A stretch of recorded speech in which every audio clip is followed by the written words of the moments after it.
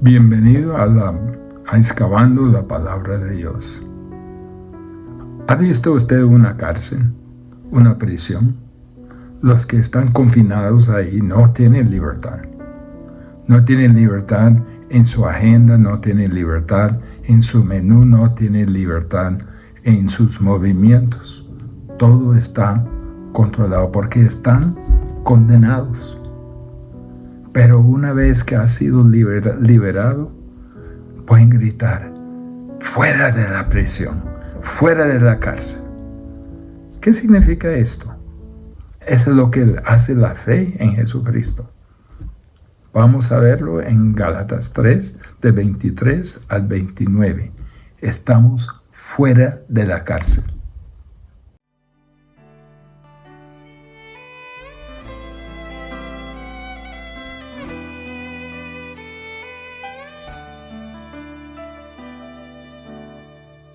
En Cristo está mi salvación, Él es mi fuerza, luz, canción, la roca eterna, fundación, firme en prueba y tentación, oh alto amor, profunda paz, la lucha cesa y el temor, mi esperanza y protección, en el amor de Cristo estoy.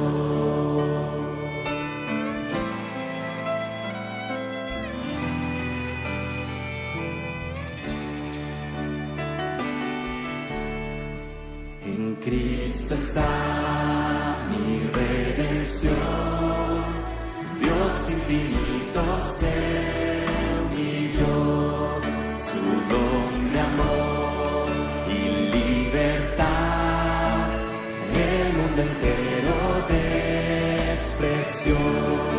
Allá en la cruz mientras murió, el justo Dios se conformó y mi pecado él cargó.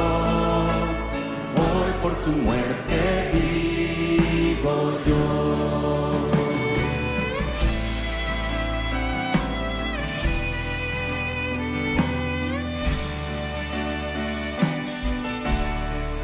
Fue sepultado al morir, la luz del mundo se apagó, mas con poder resucitó, de muerte él se levantó, glorioso Rey, el vencedor, de mi pecado me libró, pues suyo soy y mío es él, Dios con su sangre me compró.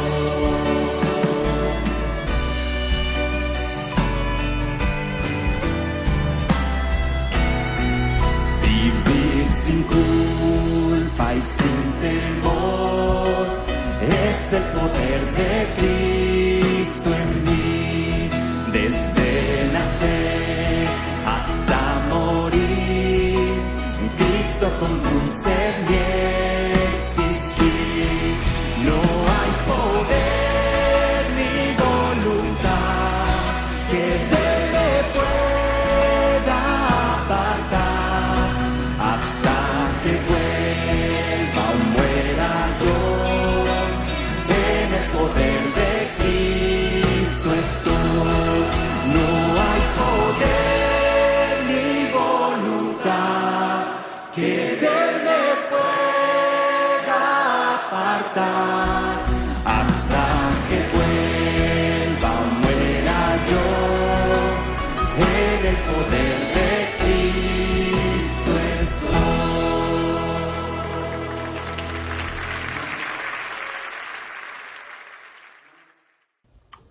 La grandeza de la salvación procurado por el Señor Jesucristo en su muerte es eterna y es celestial.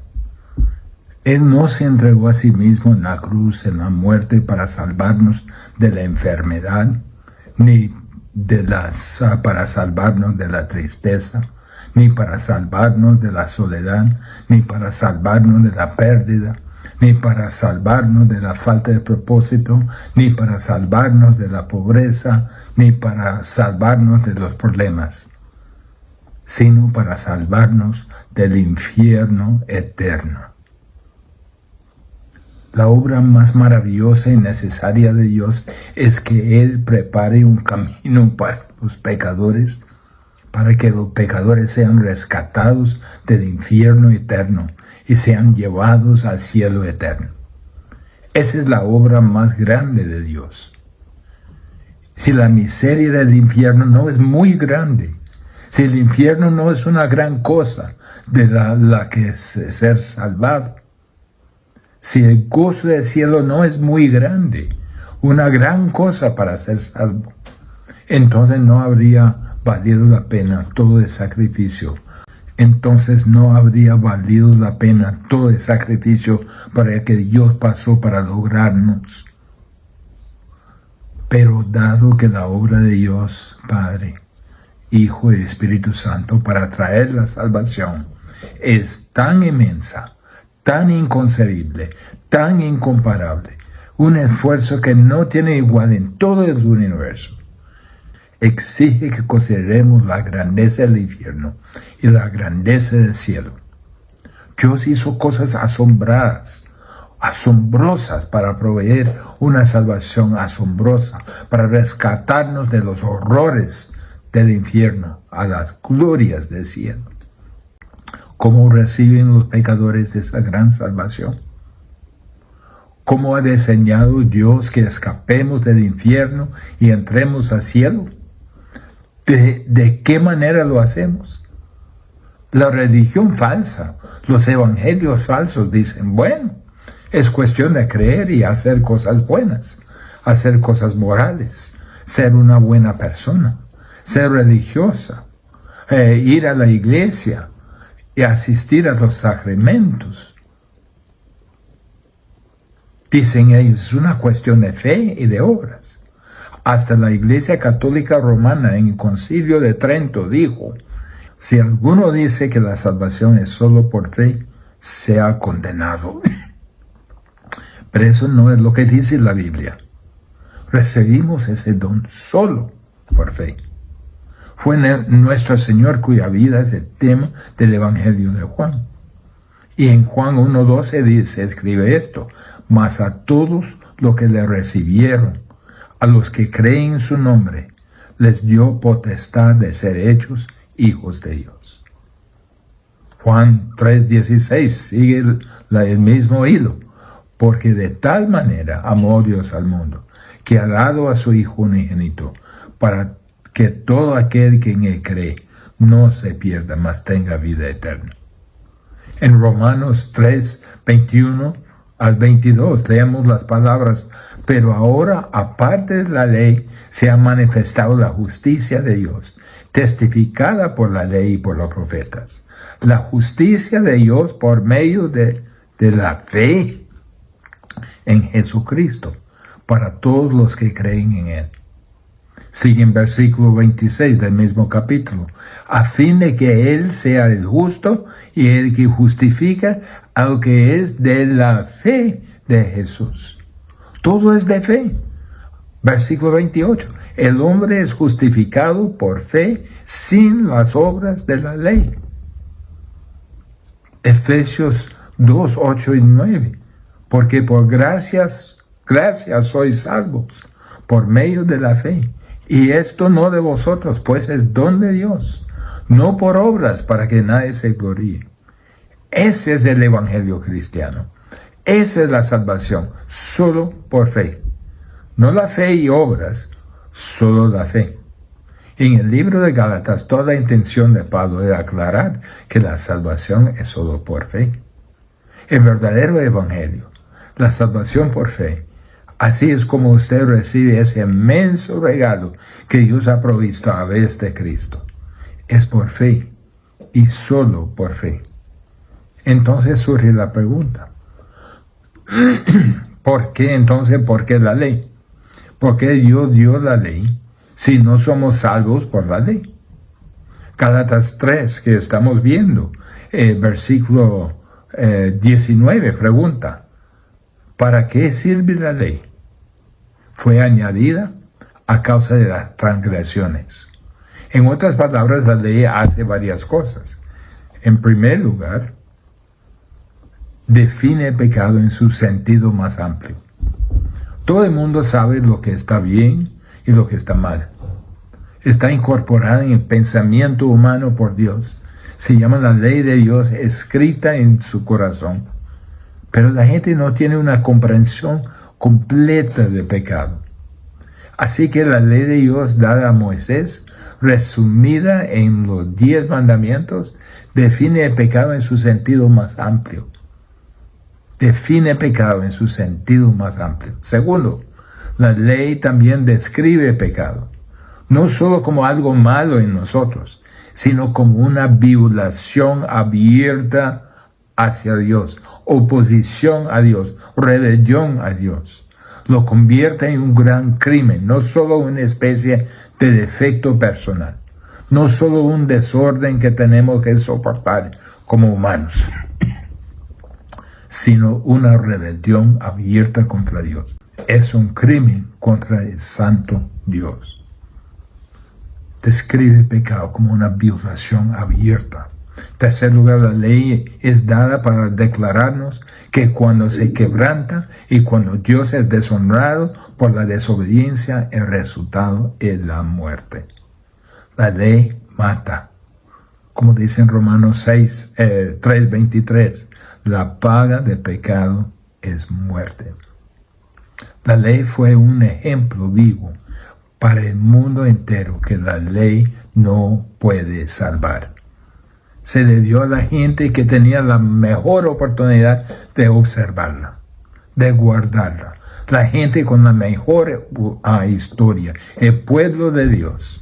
Tenían todas las bendiciones de Dios. La prueba es que a lo largo de la era de la ley, desde Moisés hasta Cristo, todo lo que la ley hizo fue demostrar su incapacidad para salvar. Eso es lo que hace la ley. Pablo está diciendo que no queréis estar bajo el pacto de la ley.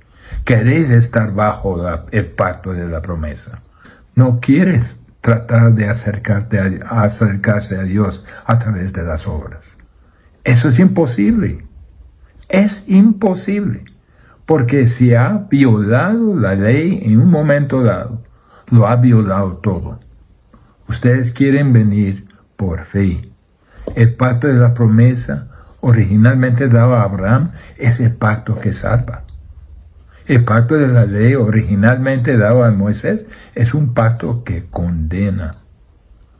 Es como Pablo quisiera decir, en otro tiempo estábamos bajo la ley, pero ahora estamos en Cristo. Eso es el contraste. Una vez bajo la ley, ahora en Cristo.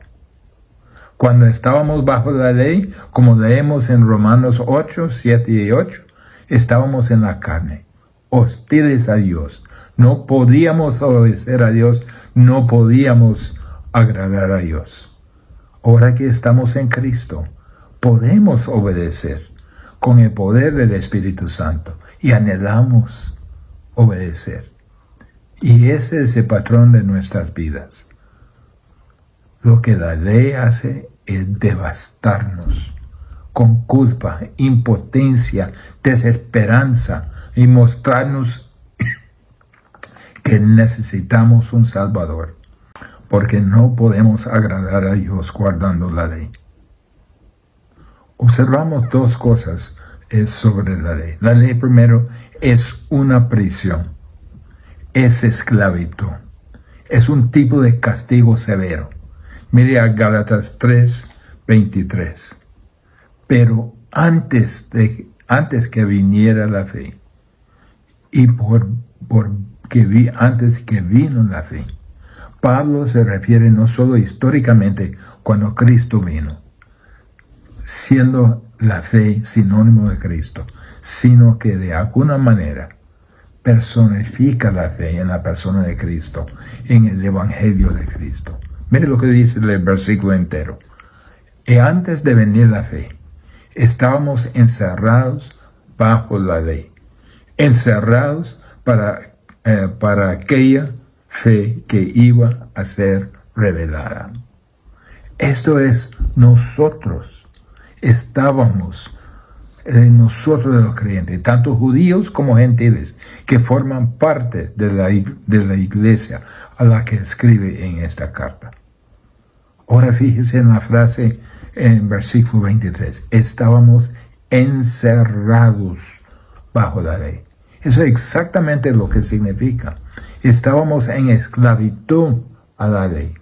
Fuimos encarcelados por la ley. Todos estábamos esclavizados a la ley de Dios. ¿Qué significa eso?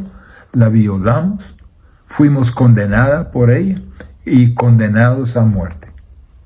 Y él duplica eso con el segundo verbo, confinados, estar quieto, encerrado, bajo restricción, acorralado, sin movimiento. La ley para nosotros era una prisión.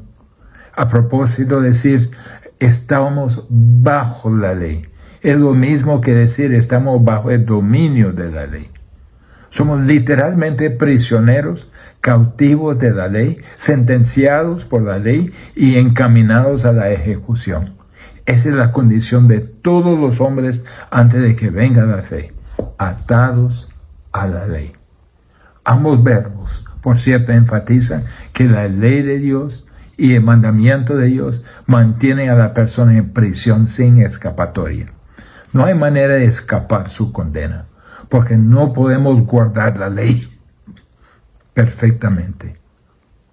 Estamos espiritualmente en el corredor de la muerte, confinados y esperando ser enviados a nuestro castigo eterno en el infierno. Estamos en esa condición hasta que llegó la fe, que más tarde iba a ser revelada. Los judíos fueron encerrados bajo la ley hasta que vino el Mesías. Pablo incluso, los creyentes judíos, antes de que su fe, fueron encerrados bajo la ley, hasta que la fe personal les llegó por el Espíritu Santo a través del Evangelio. Encarcelados los judíos. Pero todos los creyentes gentiles estaban encerrados bajo la ley de Dios. Es posible que no tuvieran la ley escrita de Dios, pero tenían la ley de Dios escrita en su conciencia. Dice Romanos 2. Todo ser humano es un prisionero de la ley, esclavo de la ley de Dios, esperando en el corredor de la muerte una ejecución, porque es un transgresor de la ley.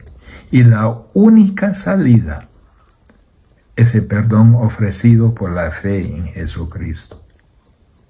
¿Lo ha avalado usted de esa salida o se mantiene en la prisión? Mire lo que dice Romanos 2, 14 y 15.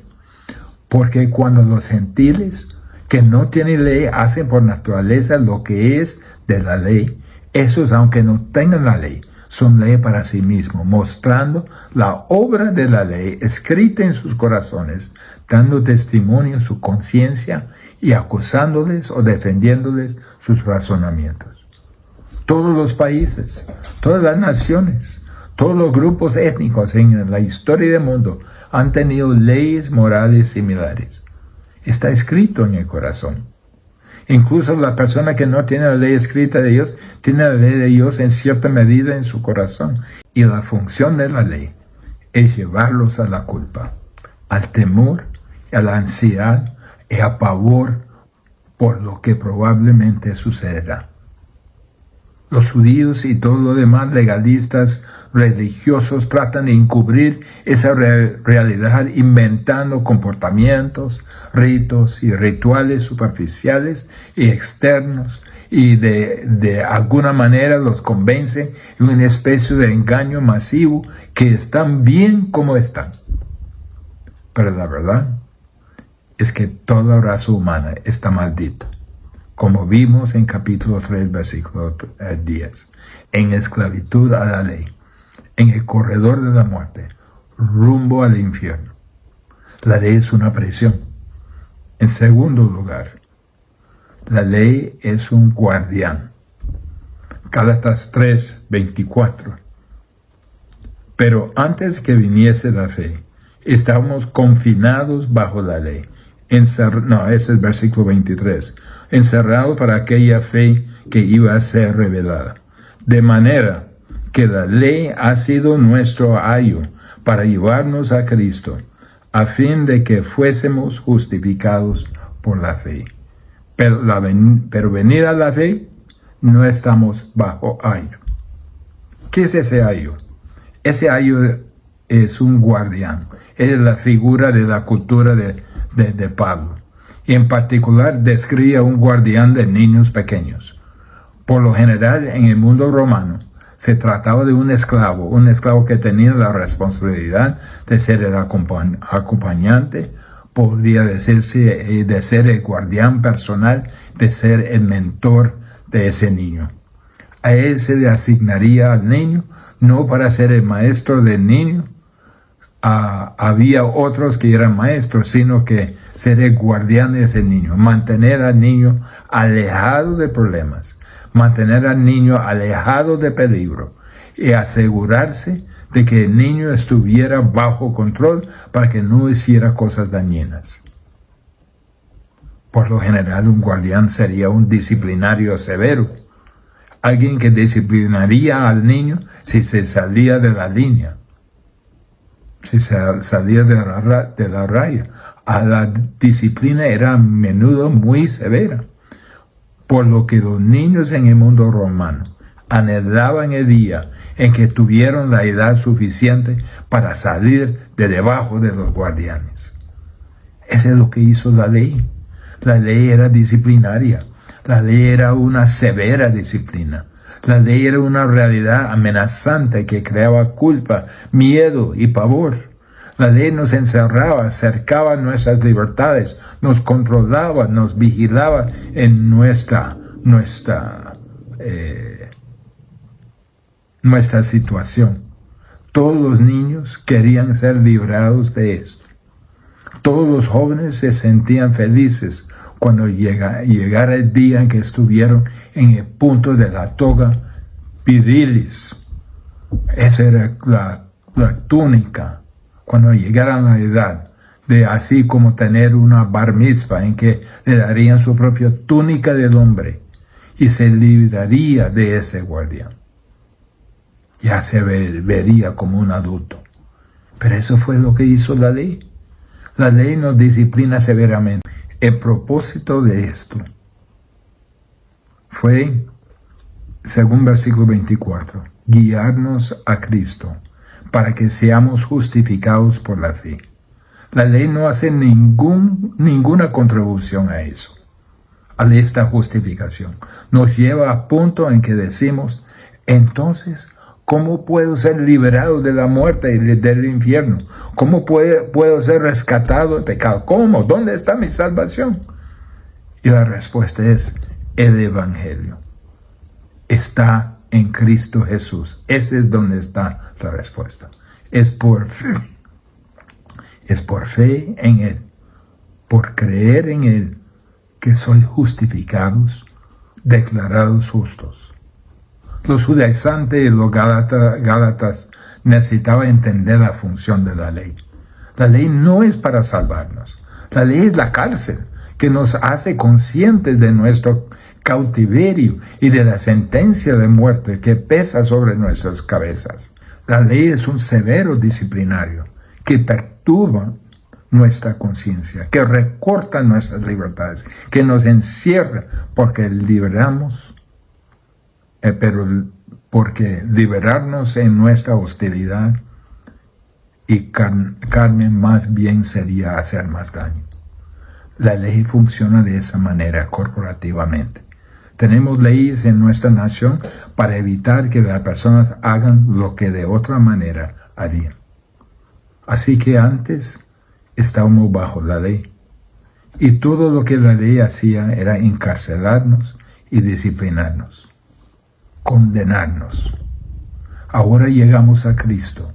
Ahora que la fe ha llegado en la persona de Cristo, ahora que hemos escuchado el Evangelio para ser justificados por la fe, significa que ya no estamos bajo un tutor, ya no estamos bajo el guardián, ya estamos fuera de la prisión. Gálatas 3:23 dice que solo estamos encerrados hasta que la fe sea revelada.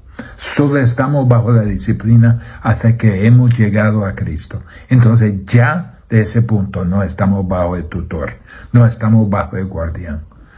Puede ver que la secuencia es la misma. La ley es una prisión, la ley es un guardián, pero la salvación en Cristo es libertad. Eso es lo que dice el resto de este capítulo, en Gálatas 3:26-29. Según la ley, prisión, disciplina, sentencia y muerte. Entonces, ¿qué significa estar en Cristo? ¿Cuál es el beneficio de esa salvación? ¿Qué recibimos? Bueno, en primer lugar, hemos salido de esa prisión. La sentencia de muerte se ha revertido y ahora tenemos la promesa de vida eterna en el cielo. Estamos libres, estamos fuera de la cárcel, libres de la esclavitud externa, libres de temor y de pavor, que es el dominio de la ley. Y ahora tenemos en nuestros corazones un anhelo amoroso de obedecer a Dios por amor y gratitud. Pero si pone su fe en Cristo, eso es lo que recibe. Todos vosotros sois hijos de Dios por la fe en Jesucristo, dice el capítulo. No se necesita más que eso. Somos hijos de Dios. ¿Qué significa eso? Es a través de la fe en Cristo que se convierte en un hijo de Dios. Esa es la primera. El primer resultado es que se convierte en un hijo de Dios, porque Abraham creyó en Dios y cualquiera que crea en Dios, en cierto sentido, tiene una conexión con Abraham, así un verdadero hijo de Dios. Miren ustedes, no necesitan agregar la ley. Ustedes son todos hijos de Dios por medio de la fe en Jesucristo, dice Pablo a los Gálatas. ¿Qué más quieres? Solían ser hijos de Satanás. Su padre, el diablo, le dominó.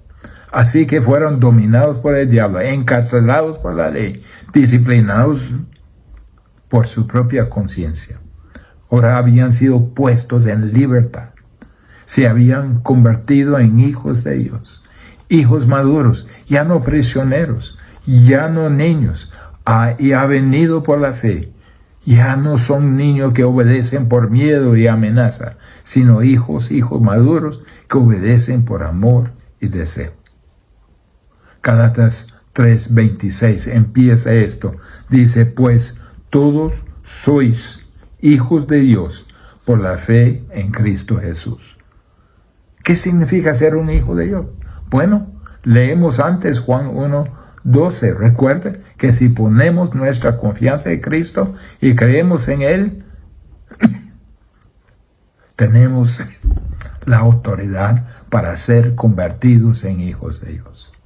Con esa adopción viene autoridad. ¿Qué autoridad? ¿De qué está hablando autoridad?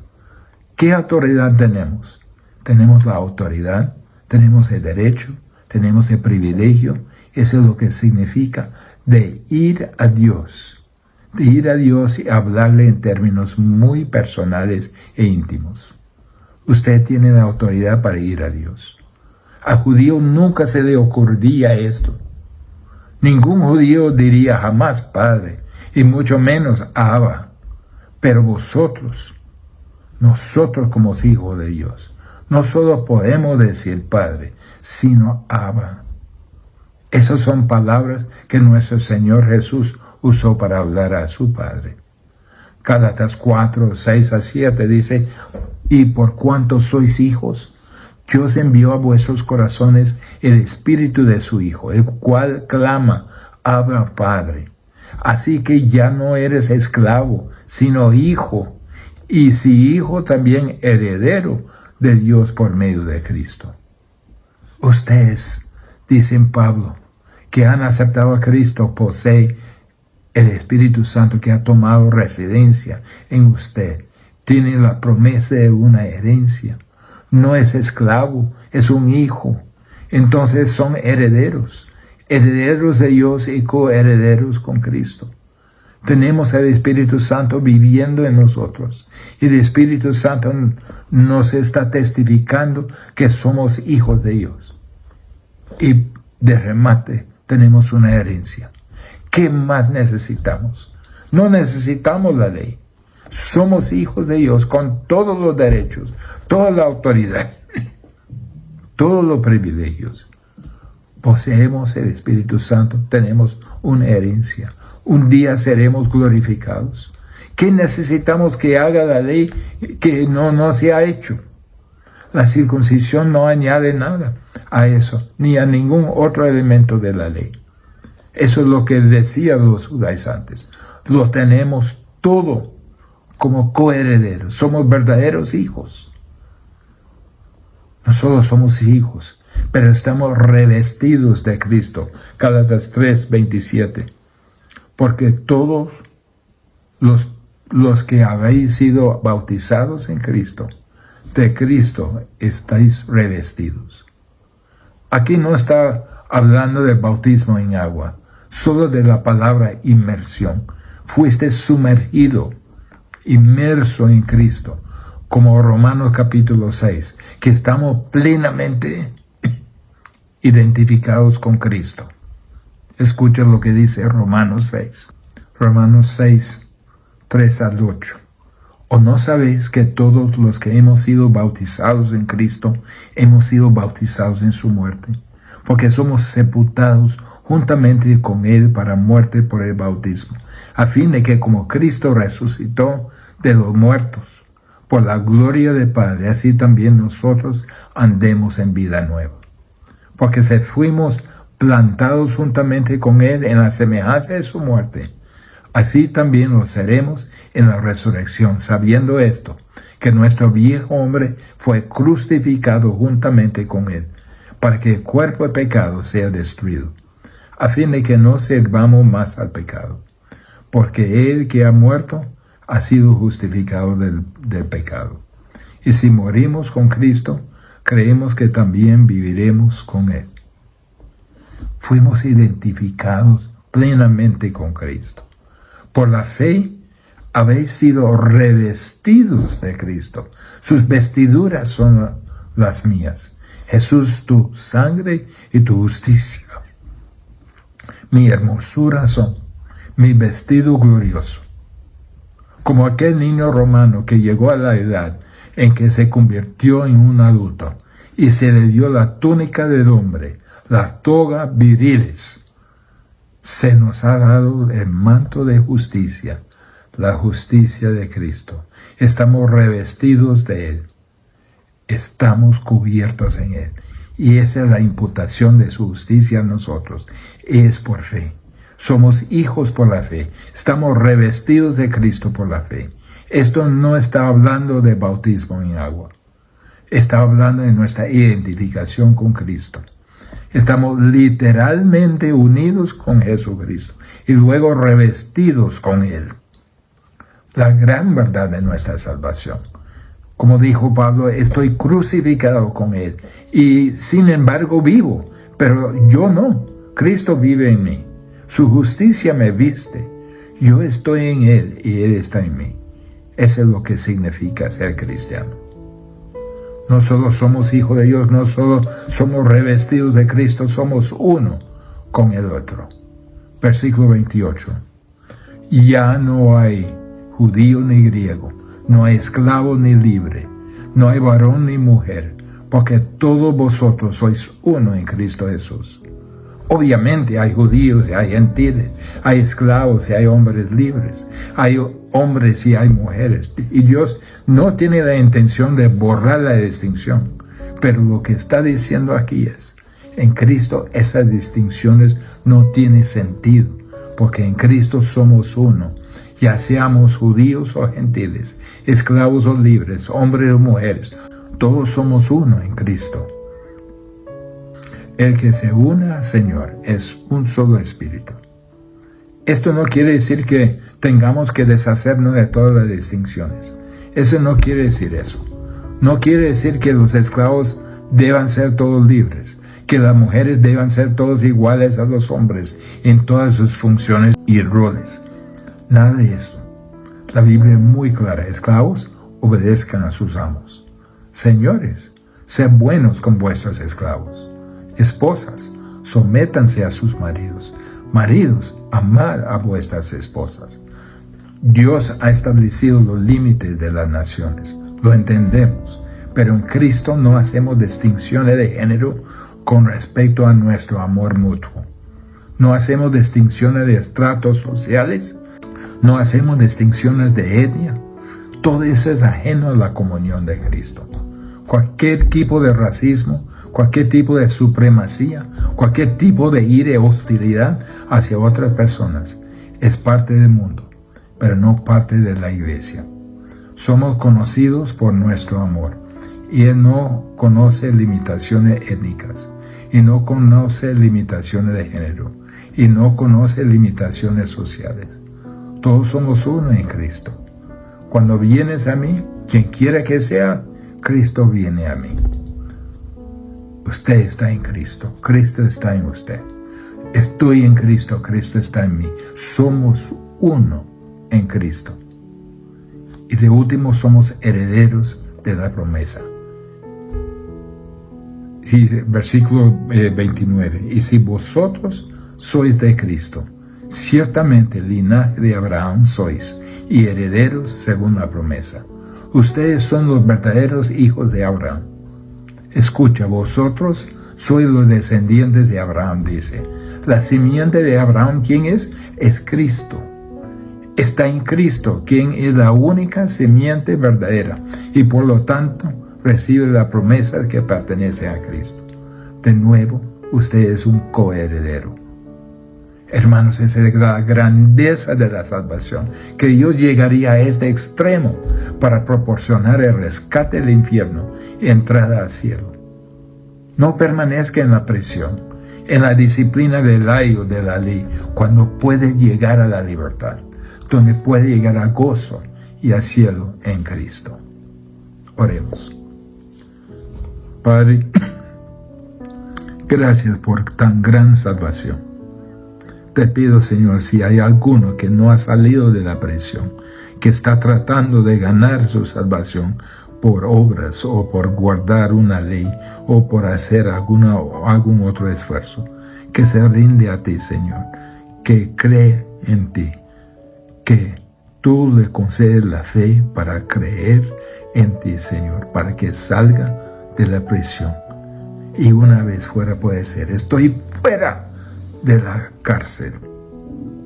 Padre, anhelamos esto y nos regocijamos en esto. En nombre de Jesús. Amén.